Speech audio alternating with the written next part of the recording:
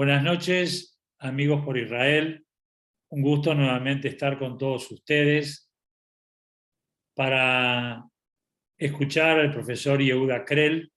Espero que todos ustedes hayan visto la película que les proporcionamos para ver, El Mercader de Venecia, y de la cual es el eje de donde el profesor Krell nos va a contar hoy su disertación. El título que le hemos puesto a la conferencia es El estereotipo del antisemitismo en El Mercader de Venecia, de William Shakespeare. Primero quiero hablar un poquito sobre el profesor Yehuda Krell, profesor de historia, escritor, ensayista, formador y capacitador docente, conferencista en instituciones y grupos de estudio. Autor de los libros Una tierra sin paz, Israel y el Medio Oriente, Páginas de odio, Historia del antisemitismo, Historia del pueblo de Israel en 6 tomos, Asesor histórico, Por los caminos de Sefarad. Actualmente está trabajando en un nuevo libro, columnista de Radio High, profesor de la Universidad Hebraica de México y del Seminario Rabínico Latinoamericano. Profesor Krell, en nombre de Amigos por Israel, quiero agradecerle profundamente su participación entre nosotros y agradecerle que pueda brindarnos todo su conocimiento acerca de este tema que es tan importante para nosotros. Así que si a usted le parece, profesor Krell, si habilita su micrófono, tiene la palabra. Muchas gracias, Simón. Shalom, buenas tardes, buenas noches. Para algunos, creo, buenas madrugadas, porque ya en Israel, si no me equivoco, es la 1 del día de mañana. Y con gusto, en estos minutos que tenemos, vamos a abordar uno de los temas más controversiales sobre los que escribió William Shakespeare. Uno de sus obras emblemáticas, que son centrales, importantes para entender y comprender la mirada de una sociedad sobre el estereotipo judío en la Edad Media, es el libro El Mercader de Venecia. Lo que hace Shakespeare en esta novela es mostrarnos un escenario a través del cual nosotros podemos comprender los avatares históricos del judío en la Edad Media. Shakespeare es considerado, sin lugar a dudas, el escritor más importante de la lengua inglesa. Un autor prolífico, un autor de diversos géneros. En tragedias, Romeo y Julieta, Julio César, Otelo, Lear, Macbeth. En sus comedias encontramos Sueños de una noche de verano, Las alegres comadres de Windsor, La fierecilla domada. En dramas históricos, Enrique IV, Enrique V, Enrique VI. El Mercader de Venecia es una novela que es considerada por los críticos como una mezcla de comedia y drama. Fue escrita estimativamente entre los años 1596 y 1597, editada en el 98 y estrenada en el 1600. La obra, El Mercader de Venecia, refleja algo que es importante para nosotros los que estudiamos la historia judía en la Edad Media, que es comprender, dimensionar el estereotipo antisemita el estereotipo del judío en la Edad Media. Y cuando digo estereotipo, y quiero significar este término, me refiero a la imagen, me refiero al modelo, me refiero a la idea que tenía la sociedad, a la imagen que tiene la sociedad respecto del judío, e inclusive la imagen que tenía el judío de sí mismo. Shakespeare nos lo permite a través de un personaje central que es el personaje de Shylock. Shylock, un judío avaro, un judío usurero que vive un drama humano porque es padre de una hija que huye con un cristiano y él busca o planea una venganza. Este es el escenario sobre nosotros nos vamos a detener, a observar y tratar de interpretar. Cuando uno ojea las críticas literarias con respecto a la obra de Shakespeare, se encuentra con algo sumamente interesante para nosotros los historiadores. Cuando él presenta su obra, el personaje de Shylock no era tan descollante como lo resulta hoy en día. Shylock es un personaje que a medida que la obra se fue desarrollando a través del tiempo, encontró una centralidad que en un comienzo no la tenía. Y eso es lo dinámico que nos presenta Shakespeare a través de su obra. Prácticamente, Shylock es el motivo de nuestro encuentro. Shylock, verlo a Shylock, ver la confrontación, ver la controversia de Shylock con Antonio, eso es lo que a nosotros nos reúne y nos va a tratar de hurgar, entender, disipar algunas interrogantes que nos presenta el escritor. Cuando nosotros hablamos de estereotipo, es imposible abordar la obra, la novela. Por supuesto que esta novela tiene licencias históricas como toda novela.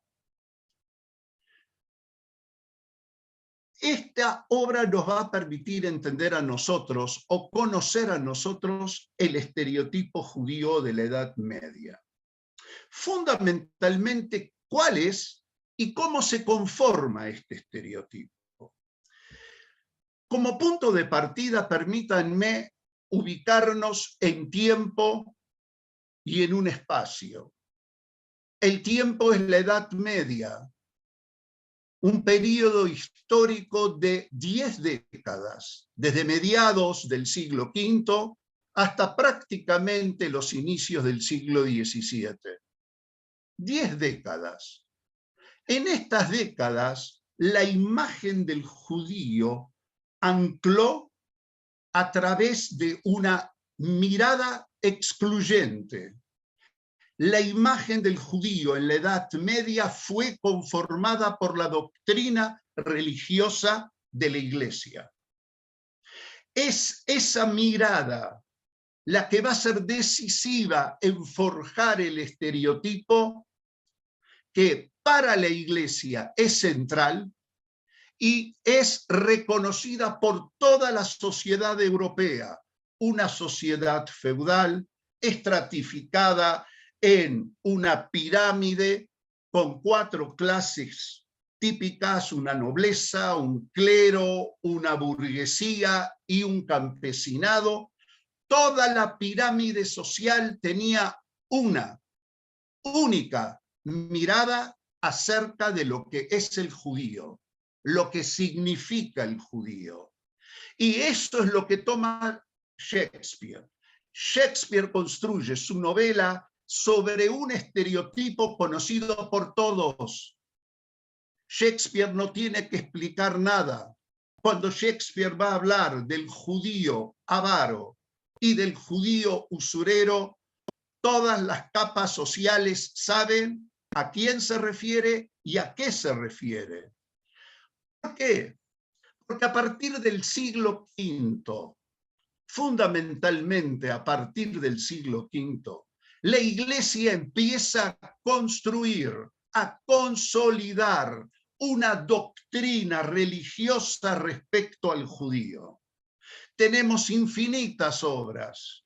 Tenemos, por ejemplo, San Agustín, que nos habla de la crucifixión de Jesús y habla que hasta la crucifixión de Jesús el pueblo judío era el pueblo elegido y a partir de la muerte de Jesús el pueblo elegido es el cristianismo y el judaísmo sin tierra, sin santuario, disperso por el mundo, desgraciado y castigado, se transformó en un pueblo testimonio. Sergi de Albelda nos habla de que los judíos fueron rechazados por toda la sociedad en el momento que ellos sacrificaron y crucificaron a Jesús.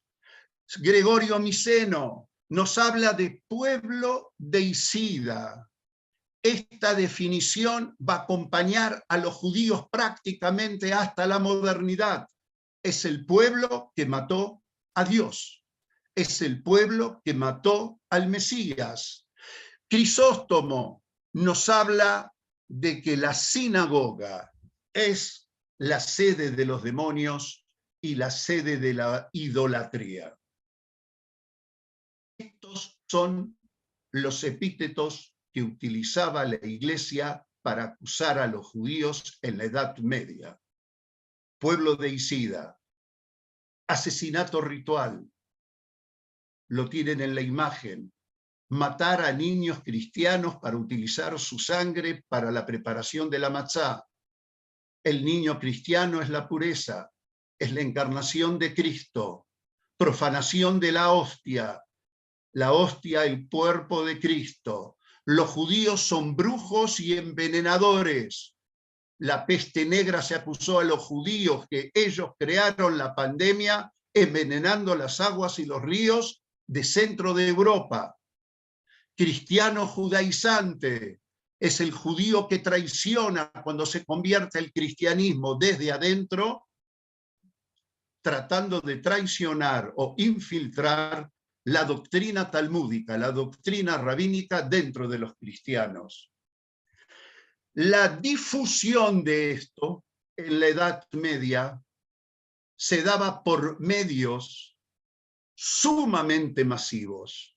Ustedes saben que en la Iglesia prohibía a las clases bajas, desde la burguesía hasta el campesinado, a la lectura, a la comprensión de la lectura y a la escritura. Solamente tenían que recibir la información a través de los medios de comunicación que utilizaba la Iglesia. Primero, el teatro. El teatro era uno de los elementos de gran difusión.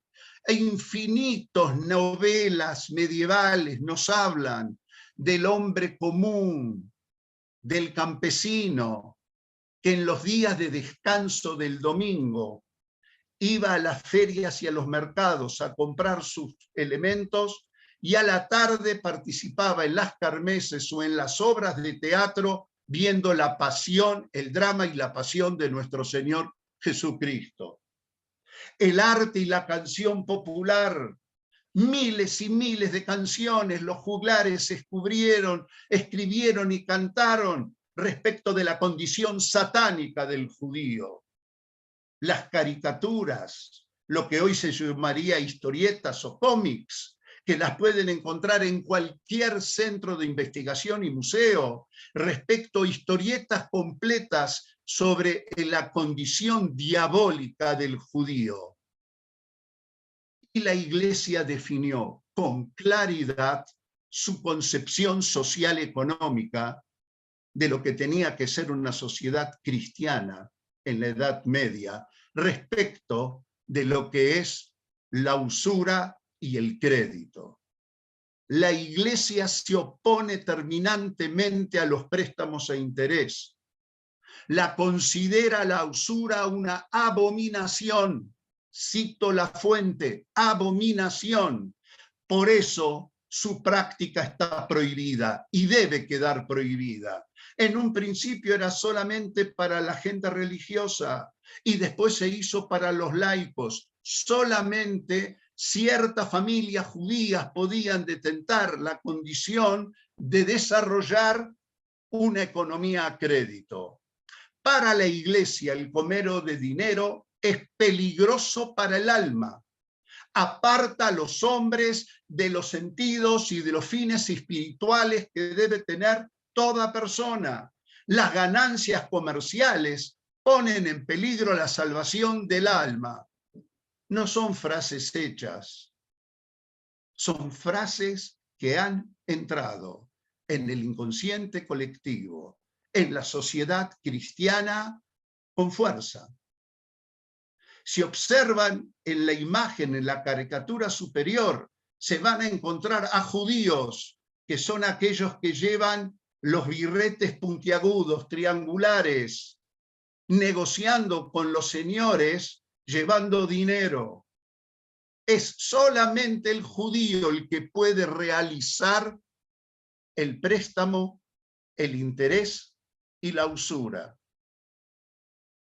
Apostillas. No existe economía en el mundo que pueda subsistir sin crédito.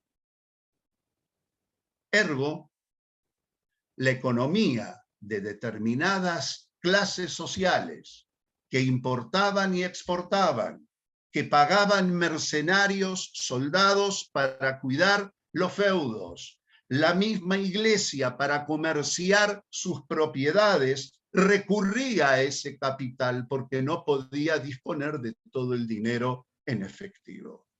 Hecha la ley, hecha la trampa. Los judíos no viven en la sociedad cristiana. Los judíos viven separados de la sociedad cristiana. Los judíos deben tener 4 elementos básicos que lo diferencien de la sociedad cristiana. Vestimenta, casas separadas, profesiones diferentes e idiomas diferentes. El judío no conoce a la sociedad cristiana, solamente la conocen a través de sus líderes comunitarios. En 1215, en el concilio de Letrán, Inocencio III dicta la siguiente disposición. Mientras en algunos distritos de la Iglesia la diferencia de las vestiduras distingue a los judíos y sarracenos de los cristianos, en algunos otros países existe tal confusión, repito, existe tal confusión que no se puede distinguir diferencia alguna. Así sucede a veces que hombres cristianos tengan por error trato carnal con mujeres judías o sarracenas con judíos o sarracenos con mujeres cristianas. Por lo tanto, para que esas personas no tengan excusa ni puedan encubrir con el error el grave pecado de semejante trato, ordenamos que esas personas, judíos y sarracenos, de ambos sexos, sean fácilmente discernibles del resto de la población por medio de sus ropas, en todos los países de la cristiandad y en todos los tiempos. 8 siglos después lo retomó Hitler en Alemania.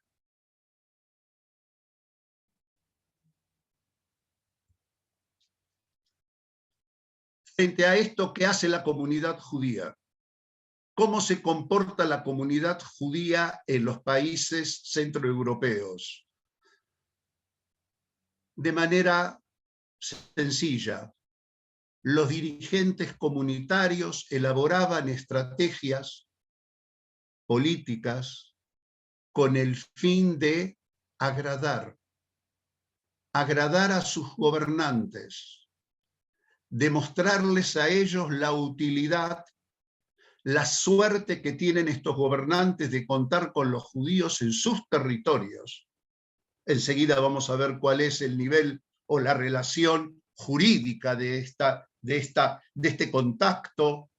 Y frente a los conflictos entre judíos y no judíos, se recurría la Kehilá, la comunidad, recurría a lo que llamamos el acatamiento automático, no a la discusión. Y si el acatamiento no era suficiente, a las peticiones orales.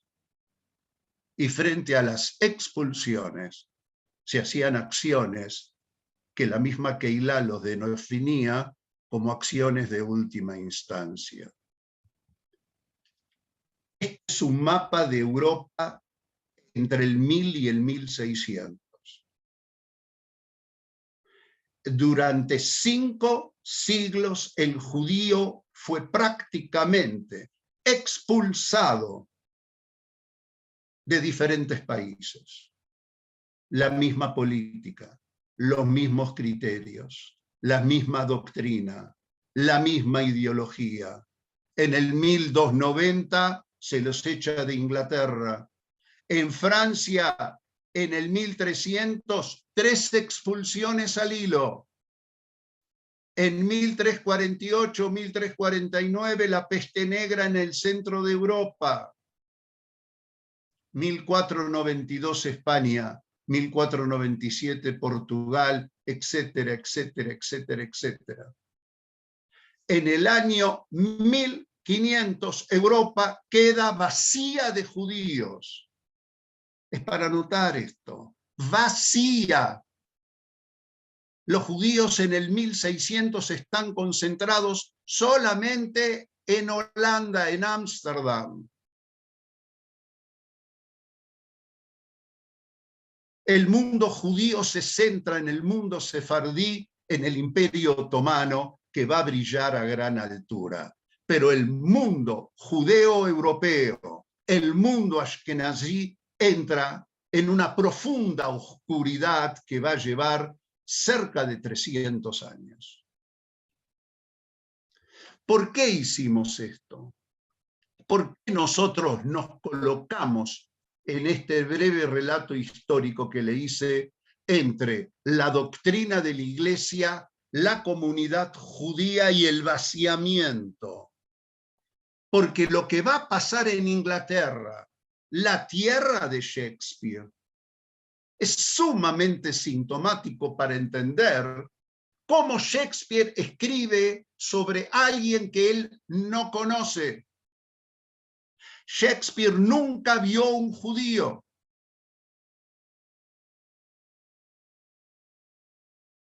Nunca trató con él. Los judíos en Inglaterra eran considerados propiedad del rey, lo que se denomina en latín servis camerae nostre, siervos de la cámara del rey, eran un bien económico. Un judío residía en una tierra por un contrato, por un privilegio.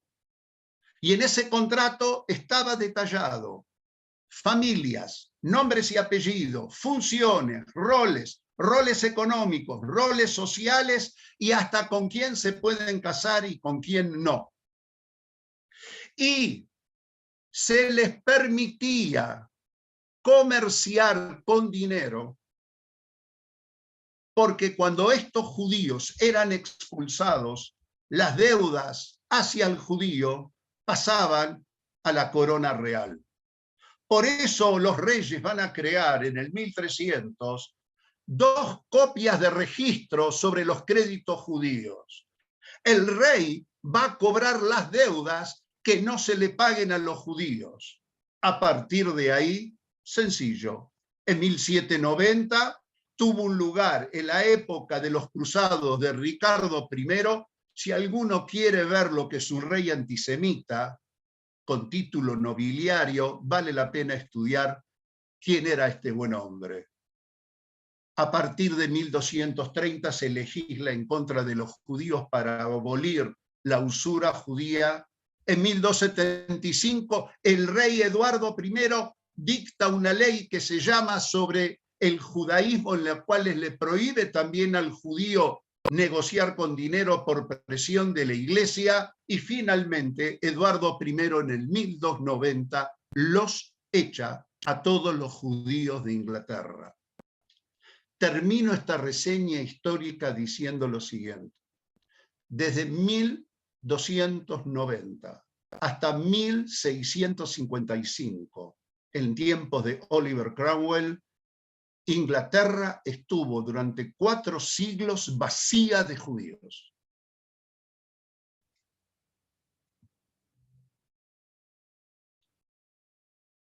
Venecia.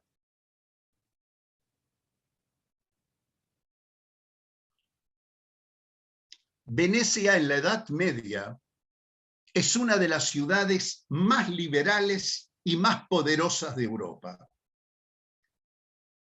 El comercio a Europa pasa por Venecia, entra y sale por Venecia. En el año 1516, los judíos fueron obligados en Venecia a vivir en una zona cerrada que pasó a llamarse gueto, que hay diferentes acepciones de dónde viene. Gueto tiene que ver en italiano con fundición de metales, otros le dan una atribución más lingüística de borghetto, un barrio sumamente selecto de una clase media acomodada. El judío vive vigilado por el cristiano cotidianamente. Durante el día lleva distintivos. Recuerden lo que leímos de Inocencio III. En Venecia la costumbre era un gorro, un sombrero de color rojo para distinguirlo en las esferas públicas. El judío no podía salir de noche. Si recuerdan la escena primera de la película, ven los botes con curas y cruces vigilando los canales para que nadie salga de noche del encierro. El judío no puede vivir, salir y contactarse con el gentil, con el buen cristiano. El judío en Venecia no puede tener propiedades, está legislado, pero necesariamente necesito el dinero de las aristocracias judías para financiar al comercio, para financiar a los mercaderes y para financiar la grandeza de Venecia. Venecia se contraponía con los grandes puertos del Imperio Otomano, Salónica, Estambul, el Medio Oriente. Venecia era la avanzada comercial del mundo cristiano. Como les dije, Shakespeare no conoce a los judíos, porque no había judíos en Inglaterra. En el año 1605, la obra tenía tanto éxito que se hace un estreno real delante de la corte o delante de la gente del famoso rey James I. Era una obra popular, ¿por qué? ¿Por qué se transforma rápidamente el Mercader en una obra masiva?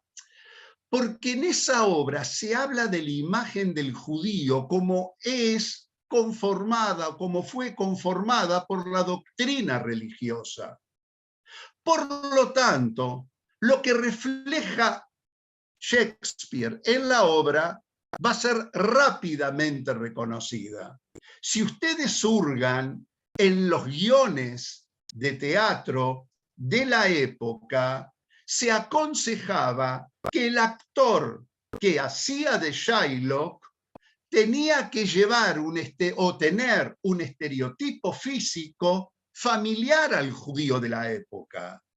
Atuendo judío, un mentón en alza, hacia arriba y una nariz hacia abajo. Observen la caricatura, observen la imagen, y los dos extremos, decía, se tenían que tocar. Eso es una cara judía reconocida por todos. Vamos a hacer un pequeño resumen, porque vamos a entrar de lleno ahora a la obra, y para todos aquellos, los que vieron la película y los que no la vieron, para poder tener una imagen sólida y de conjunto sobre lo que vamos a hablar. La obra presenta un conflicto y una controversia.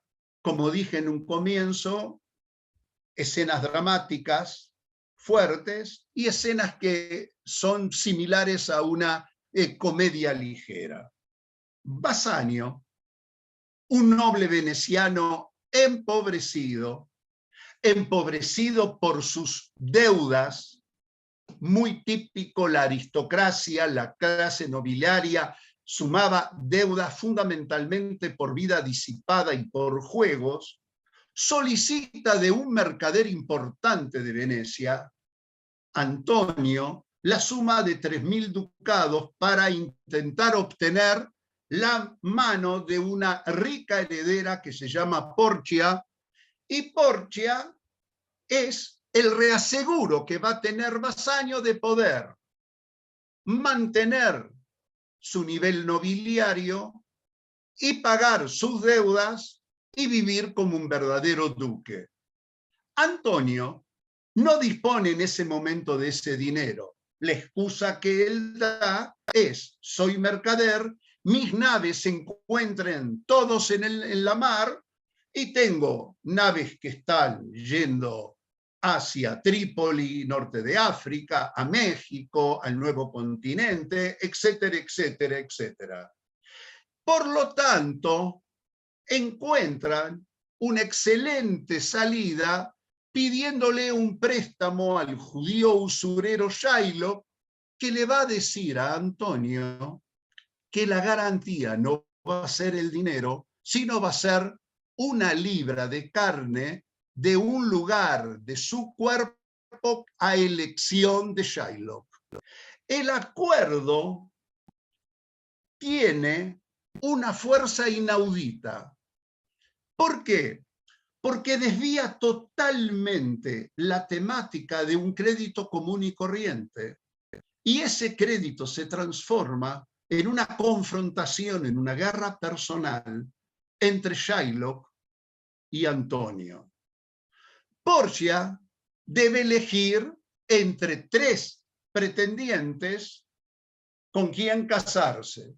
Su padre, antes de morir, le deja 3 cofres para que aquel pretendiente que abra el cofre correcto, uno de oro, uno de plata y uno de cobre, pueda encontrar una imagen y casarse con ella. Bassanio encuentra el cofre correcto y su amigo Graciano se va a casar con la criada Nerissa.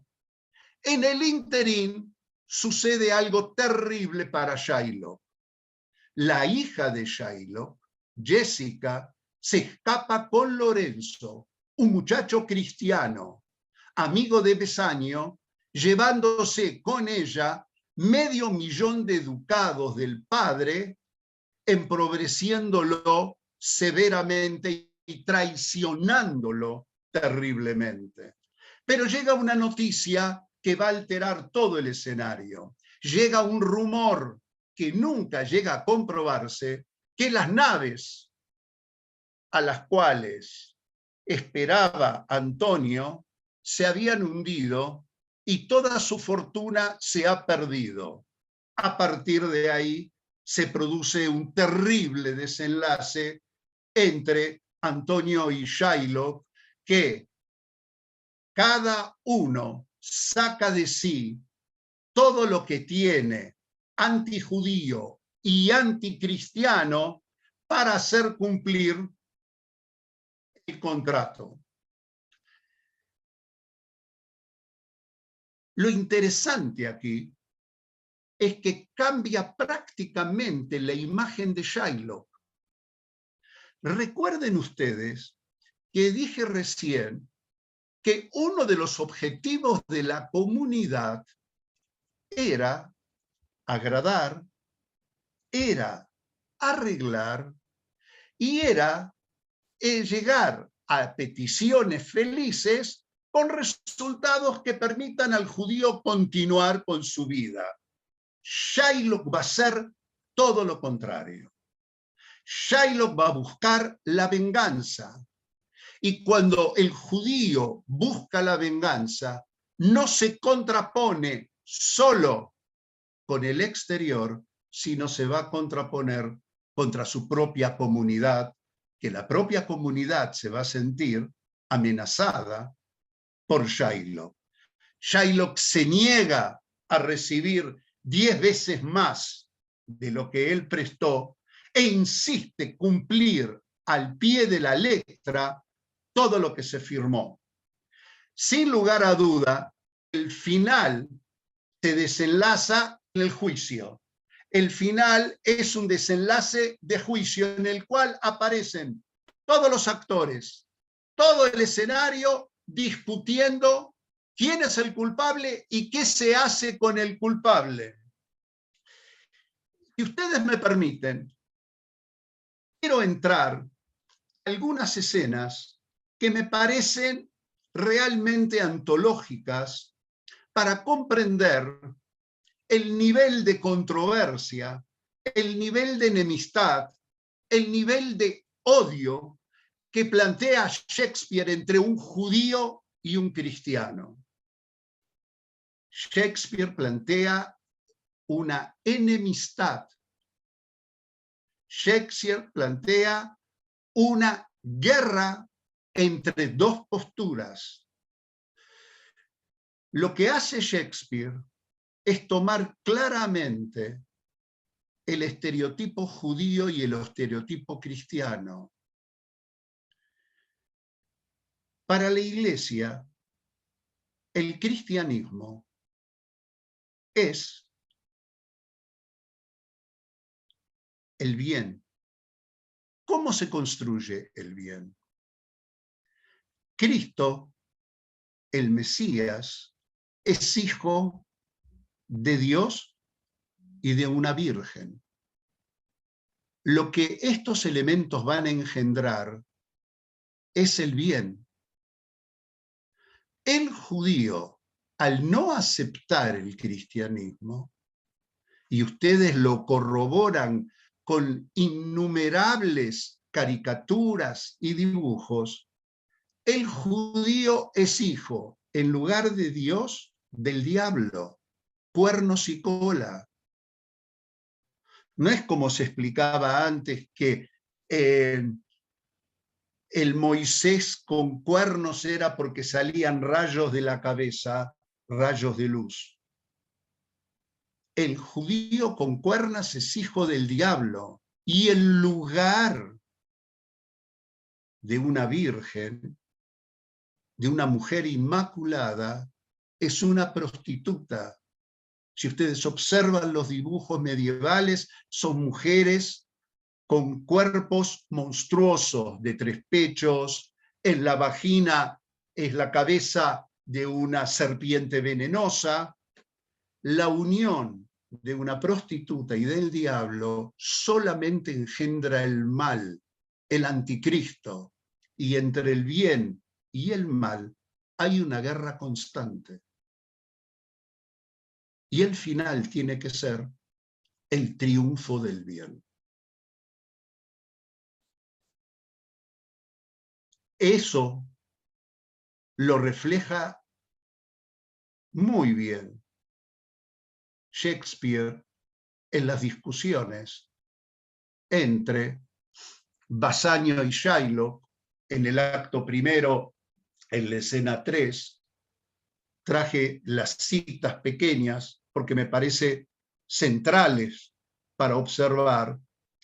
Cuando Bassanio invita a Shylock a cenar para arreglar la firma del crédito Basanio le dice a Shylock, ¿os agradase comer con nosotros? Shylock le contesta, sí, para recibir el olor a puerco, para comer en la casa de vuestro profeta el Nazareno, que hizo entrar por medio de exorcismos al diablo. Me parece bien comprar con vosotros, vender con vosotros, hablar con vosotros, pasearnos con vosotros y así sucesivamente. Pero no quiero comer con vosotros, ni beber con vosotros, ni orar con vosotros. Sobre Antonio, comenta Shylock, le odio porque es cristiano, pero mucho más todavía por su baja simplicidad, que presta dinero gratis y hace descender la tasa de usura en Venecia. Si alguna vez puedo sentarle la mano en los riñones, satisfaré por completo el antiguo rencor que siento hacia él.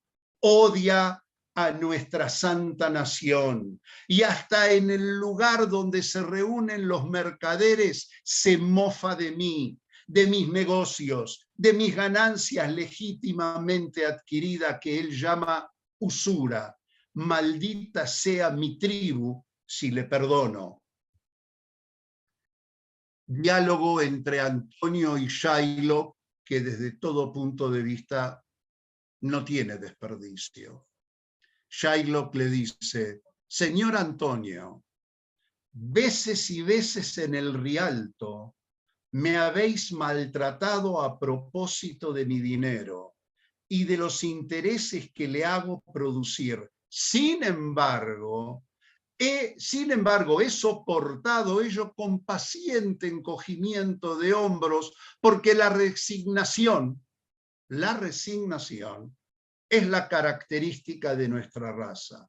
Me habéis llamado descreído, perro malhechor, habéis esculpido sobre mi gabardina de judío, todo por el uso que he hecho de lo que me pertenece. Muy bien, pero parece ser que ahora tenéis necesidad de mi ayuda. Venís a mí y me decís, Shylock, tendríamos necesidad de dinero.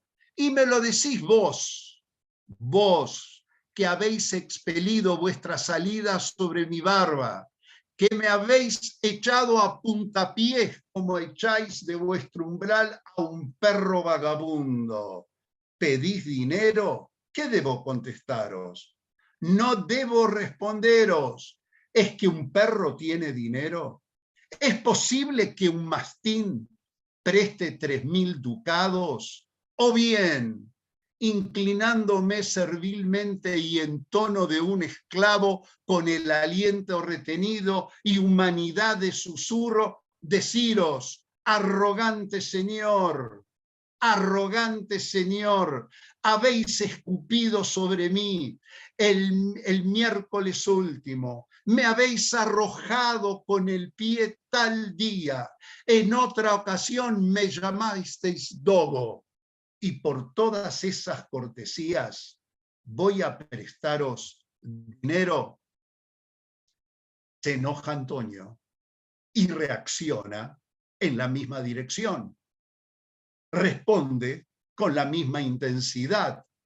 Me dan ganas de llamarte otra vez lo mismo, de escupirte de nuevo y darte también de puntapiés.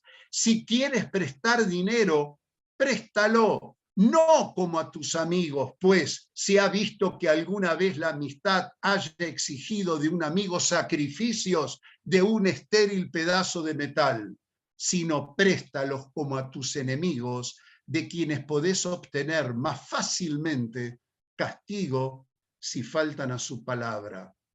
Una pequeña postilla. Una de las acusaciones que se hacía en los debates en la España cristiana, una de los cuales fue la famosa entre Pablo Cristiani y el Rambán, Nachmanides, era si los judíos cobraban un interés diferente a sus hermanos judíos o no les cobraban, como sí le cobraban un interés usurario a los cristianos por ser sus enemigos. Antonio lo dice elípticamente, sin lugar a duda. Shakespeare no conocía ni al Rambam ni a Pablo Cristiani. Shylock le contesta: quiero probaros esta generosidad. Venid conmigo a casa de un notario. Me firmaréis allí simplemente vuestro pagaré. Si no pagáis tal día, en tal lugar, la suma convenida, la penalidad consistirá en una libra exacta de vuestra hermosa carne, que podrá ser escogida y cortada de no importa qué parte de vuestro cuerpo que me complazca. Cuando todo el mundo se entera que Antonio no puede pagar porque aparentemente sus naves se hundieron en las tormentas de los mares, un grupo de amigos, 2 amigos de Antonio, lo interpelan a Shylock pidiéndole perdón y que de alguna manera lo perdone o considere esta tragedia de la pérdida de los bienes de Antonio. Shylock hace, o mejor dicho, Shakespeare escribe un monólogo pocas veces visto, en donde se puede reflejar el odio, las ansias de venganza de Shylock frente a su interlocutor cristiano. Cuando él dice que el cristiano constantemente lo humilla, que constantemente lo discrimina, Shylock le contesta a los amigos de Antonio diciendo: ¿y los judíos no tienen ojos? ¿Los judíos no tienen manos, órganos, forma, sentidos, deseos, emociones? Y no como el cristiano del mismo pan que come, con las mismas armas se hiere, con las mismas enfermedades se atormenta, con la misma medicina se cura, en el mismo verano hace calor y en el mismo invierno está frío. Si nos apuñalas, ¿no derramaremos sangre? Si nos hace cosquillas, ¿no nos reiremos? Si nos envenenas, ¿no moriremos? Y si abusa de nosotros, ¿no nos vengaremos? ¿Por qué se puede vengar el cristiano en el judío y el judío no puede vengarse del cristiano? Shylock es el villano de la obra, es el malo de la obra. Es muy difícil imaginar, como dije, el próspero comercio en Venecia sin Shylock. Es imposible. En la pluma de Shakespeare, lo que tiene de interesante es que lo describe no como un villano unidimensional. En la obra yo recupero todo el bagaje histórico sobre el desarrollo de una doctrina que pautó la vida de la sociedad judía en la Edad Media. El judío encarna el afán de lucro, la maldad, el odio al cristiano, las inclinaciones satánicas. Shakespeare hace resaltar la codicia del judío, el interés del judío por el dinero y por los bienes materiales. Los críticos, los comentaristas de la obra, todos, o en su gran mayoría, no vamos a decir todos, en su gran mayoría, siempre llegan a un callejón, digamos, sin salida. No llegan a descubrir fielmente uno de los grandes dilemas del mercader de Venecia, o mejor dicho, de Shakespeare. ¿Fue Shakespeare un antisemita o la obra de Shakespeare se ocupa del antisemitismo como fenómeno? Lo que no está claro, lo que no le queda claro a los críticos, a los comentaristas, es si Shakespeare plantea la obra como una denuncia a una situación de clara discriminación o como una crítica feroz hacia los judíos, haciéndose eco de las doctrinas de los tiempos. Si bien la vida de Shakespeare es en el ocaso de la Edad Media, un medio siglo antes que comience la transición a la modernidad en la Europa cristiana, sí podemos decir que Shakespeare era, en el debate entre los cristianos católicos y los anglicanos, él tenía una postura muy definida en favor de la Iglesia Católica y del papado. Sigue, sin lugar a duda, esa pregunta, esta incógnita, que vaya a saber si alguna vez alguien con autoridad lo podrá dilucidar. 50 años después de la obra de Shakespeare, volvieron los judíos a Inglaterra. En el año 1655 llegó a Inglaterra desde Ámsterdam Rabbi Menashe ben Israel, quien presentó una propuesta para el retorno de los judíos a Inglaterra.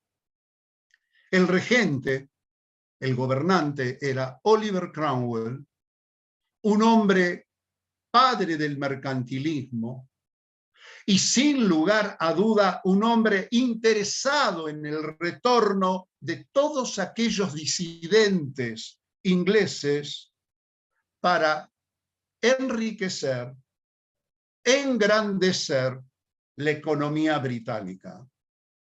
En el mercantilismo de Cromwell, lo importante eran los aportes económicos que hacían todas sus personas, todos sus ciudadanos, sin importar su fe, sin importar su pasado, porque a mayor riqueza, mayor poderío económico y bélico. Tácitamente, Oliver Cromwell permite el reasentamiento de los judíos españoles y portugueses que empiezan a venir desde Ámsterdam. Y a partir de este hecho, a mediados del 1600, comienza el retorno de judíos a Inglaterra.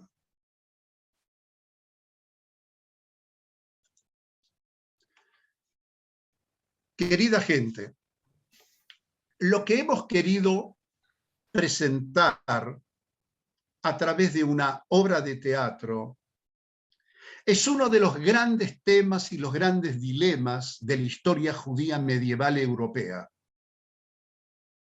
Una historia judía que está caracterizado en una profunda enemistad y el haber calificado al judaísmo y a los judíos como el mal mayor. Desde las cruzadas, pasando por las pandemias, pasando por las razones económicas, políticas y sociales, los judíos vivieron siglos de profundo dolor, de profunda discriminación y de profunda marginación. La obra El mercader de Venecia nos pone sobre la mesa esa época. El Mercader de Venecia nos pinta esa época y nos pone frente a disyuntivas sumamente interesantes. ¿Cómo obra uno y cómo obra otro? ¿Cuáles son los estereotipos y cuáles son las conductas sociales? Cuando uno observa paralelamente el desarrollo de los judíos en el mundo otomano, en Salónica, en Estambul, en Antioquía, en el Medio Oriente, en la tierra de Israel, de la Cábala, etcétera, etcétera, es, como se dice en hebreo, Shahor al Gabei Labán, blanco sobre negro, dos realidades y dos mundos. Nosotros tenemos una dimensión de uno de esos mundos en la obra El Mercader de Venecia de William Shakespeare. Muchas gracias. Han sido muy amables. Profesor Krell, solo me sale una palabra y es excelente.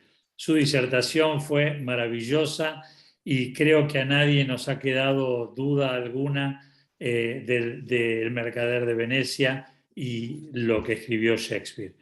En nombre de Amigos por Israel, solo me queda mandarle un fuerte abrazo y agradecerle esta disertación que nos honró a todos nosotros poder haberlo escuchado con tanta atención. Y quiero aprovechar a decirle algo a nuestros amigos oyentes, que Amigos por Israel este año está llegando ya a su fin y nos queda una sola actividad a la cual quiero invitar. Tendremos el día sábado un concierto internacional de música en yiddish con cantantes de Brasil, de Estados Unidos, de otro lado de Estados Unidos, de Argentina. En realidad va a ser algo muy importante y le pido que nos acompañen. Así que les deseo a todos Shabbat Shalom. Muchísimas gracias, profesor Krell, nuevamente. Un fuerte abrazo y un gusto tenerlo entre nosotros. Muchas gracias. Muchas gracias.